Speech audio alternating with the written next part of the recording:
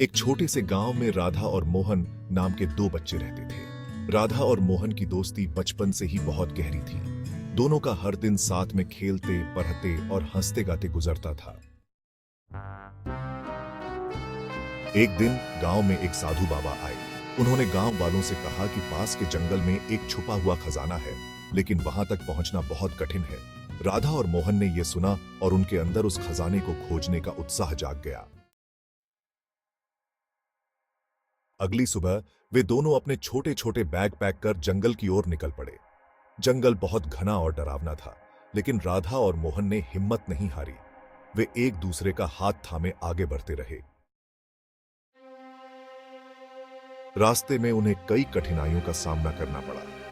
कभी जंगली जानवरों से बचना पड़ा, तो कभी रास्ता भटक जाने पर वापस सही दिशा ढूंढनी पड़ी। पर दोनों ने कभी हार नहीं मानी और एक दूसरे का हौसला बढ़ाते रहे।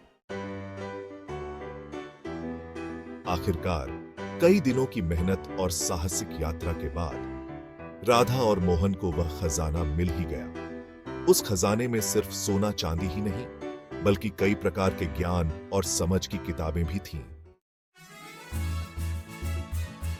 वे दोनों खजाना लेकर गांव लौटे और गांव वालों को अपनी कहानी सुनाई। सभी ने उनकी बहादुरी और दोस्ती की।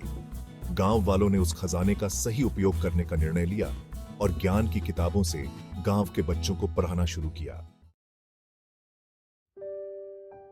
इस प्रकार राधा और मोहन की दोस्ती ने न सिर्फ उन्हें एक अद्भुत सफर पर भेजा, बल्कि उनके गांव को भी ज्ञान और समृद्धि से भर दिया।